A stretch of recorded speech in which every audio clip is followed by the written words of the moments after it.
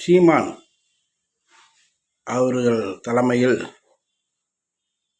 பெரியாரை எதிர்ப்பதுதான் முதன்மை கொள்கை நோக்கம்ங்கிற அடிப்படையில்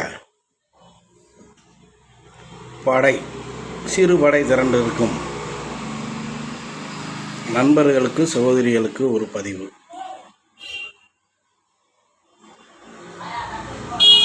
நீங்கள் இன்று மேடை ஏறி பேசுவதற்கும் எழுத படிக்க தெரிவதற்கும் அடிப்படை காரணமே பெரியார். அதை புரிந்து கொள்ளுங்கள். சீமான் யாருக்காக பேசுகிறார் என்பது வேறு. அவருக்கு இந்த பதிவு பொருந்தாது. அவர் காசுக்காக பணத்திற்காக பேசக்கூடியவர்.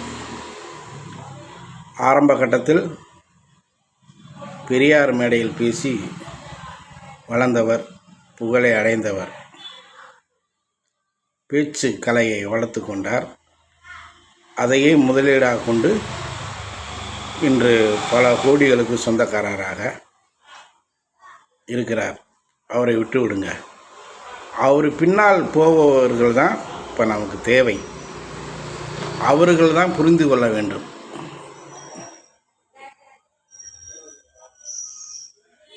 2000 ஆண்டுகளுக்கு மேலாக நம்மளை அடிமைப்படுத்திய பிராமணர்கள், அவர்களை ஆதிக்கத்தை ஒழிக்க வேண்டும் அப்படிங்கிற அடிப்படையில் தான் தந்தை பெரியார் பேசி வந்தாரே ஒழிய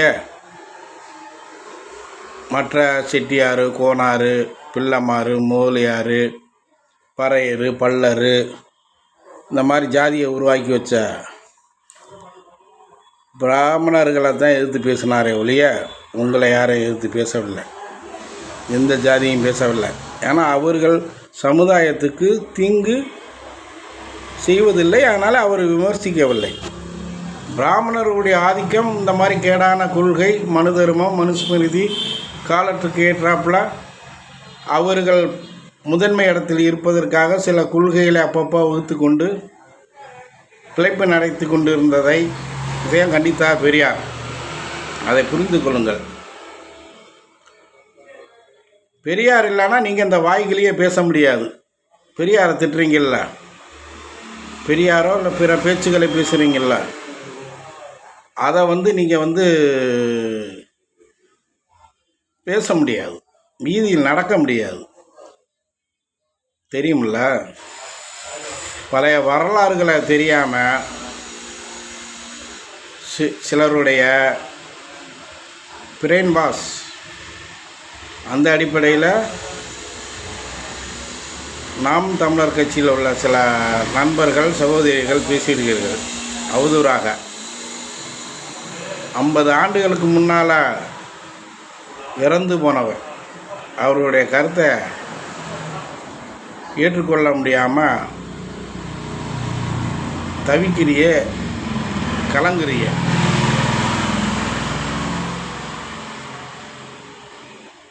நீங்கள் கலங்கணுங்கிற அவசியம் இல்லை. இது ஐயர்கள் மட்டும்தான் கலங்கணும். பிராமணர்கள், ஐயர்கள். இங்கே பிராமணர், பொதுவாக பிராமணர்கள், தமிழ்நாட்டில் ஐயர்கள், ஆந்திராவில் வேறு பேர், கேரளாவில் வேறு பேர். அவர்களுக்கு மட்டும்தான் எதிராகத்தான் பேசினாரே ஒழிய மற்ற எந்த ஜாதிக்கும் எதிராக அவர் பேசவில்லை. உங்களுக்காகத்தான் பாடுபட்டார். மற்ற ஜாதிகளுக்கு தான் பாடுபட்டார். ஜாதி இல்லை. கல்விகள் கற்றுக்கொள்ளுங்கள், அறிவை வளர்த்துக்கொள்ளுங்கள் பேசினார். யாருக்காக பாடுபட்டாரோ அந்த சமுதாயத்தையே அப்படியே பெரியாருக்கு எதிராக திருப்பி விடுறாங்க, மூளை செலவை செய்து.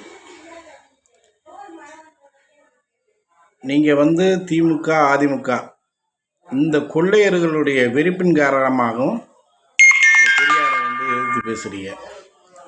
பெரியார் கட்சியே கூடாதுன்றார். அதனால தான் அண்ணாதுரை திகாவிலேருந்து வெளியேறி திராவிட முன்னேற்ற கழகம் கட்சியை ஆரம்பித்தவர்.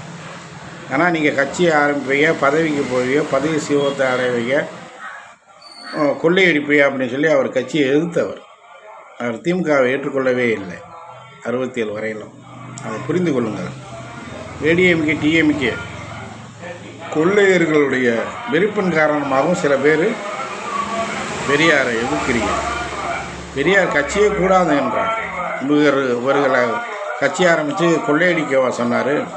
இல்லை, கட்சியை ஆரம்பிக்கக்கூடாதுன்னு சொன்னவர் எப்படி கொள்ளையடிக்க சொல்லுவார்? அதன் காரணமாக தான் நீங்கள் புரியாமல் பெரியாரை எதிர்த்து பேசிக்கிட்டு இருக்கீங்க. புரிந்து கொள்ளுங்கள். உங்களுக்காக பாடுபட்டவரே நீங்களே அவர் கல்லையை கொண்டு எறிகிறீர்கள்.